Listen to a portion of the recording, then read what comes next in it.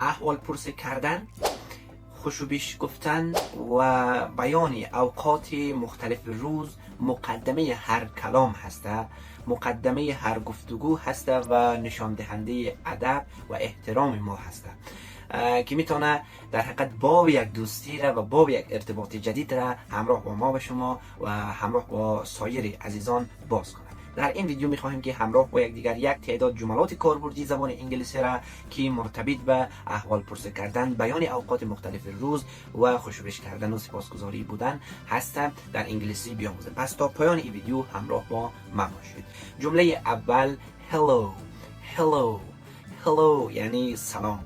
hello به معنی سلام. hello یعنی سلام، اما این سلام چی هسته؟ سلامی رسمی هسته، یعنی سلامی که در ادارات استفاده میشه، سلامی که بسیار محترمانه هسته. hello به معنی سلام. hi hi hi به معنی سلام. hi هم به معنی سلام هسته. های به معنی سلامی هسته که غیر رسمی هسته، یعنی رسمی نیست. درسته؟ مثلا ما شما در یک جمع دوستانه هستیم، در یک کسی که بسیار همراه با از او صمیمی هستیم، ما وقتی که بخوایم همراه با از او سلام و احوال پرسی کنیم ما از های استفاده میکنیم. همراه از چی استفاده میکنیم؟ از های. بعدی، جمله بعدی که باید ما شما به یاد داشته باشیم go ahead. go ahead یعنی مثلا میگیم بفرمایید. بفرمایید. go ahead. go ahead یعنی بفرمایید. go ahead بفرمایید. کلمه بعدی، عبارت بعدی و جمله بعدی که باید ما شما بلد باشیم you are welcome. you are welcome وقتی که خیلی سریع تلفظ کنیم میگیم you're welcome. you're welcome یعنی چی؟ یعنی که خواهش میکنم، یعنی خواهش میکنم. you're welcome. بعدی، عبارت بعدی که باید ما شما با یاد داشته باشیم و یاد بگیریم thank you. thank you. thank you یعنی سپاسگزارم یا هم به معنی تشکر. thank you تشکر. thank you یعنی چی؟ یعنی تشکر.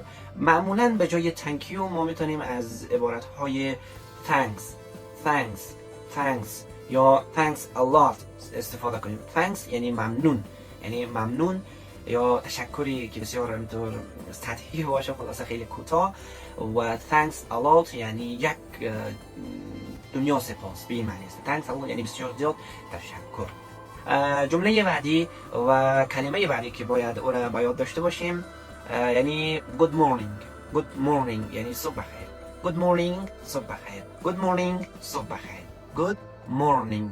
after me please repeat after me. good morning یعنی صبح بخیر، یعنی صبح بخیر. good morning. good noon. good noon. good noon. good noon یعنی چاشت بخیر، یعنی ظهر بخیر. ظهر بخیر. good noon ظهر بخیر. good noon ظهر بخیر. good afternoon. good afternoon repeat after me. good afternoon یعنی بعد از ظهر بخیر. after در اینجا به معنی چی هسته؟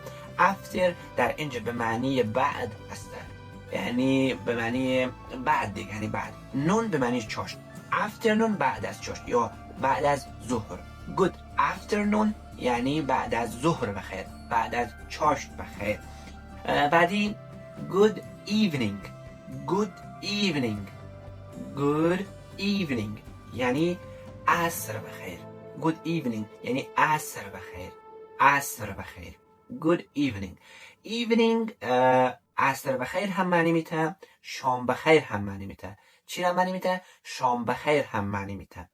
یعنی evening در حقیقت از وقتی که آفتاب غروب میکنه، عصر میشه، غروب میکنه تا به شام شدن، تا به شام شدن، یعنی تا اینکه هوا تاریک میشه و چی میگن؟ evening میگن.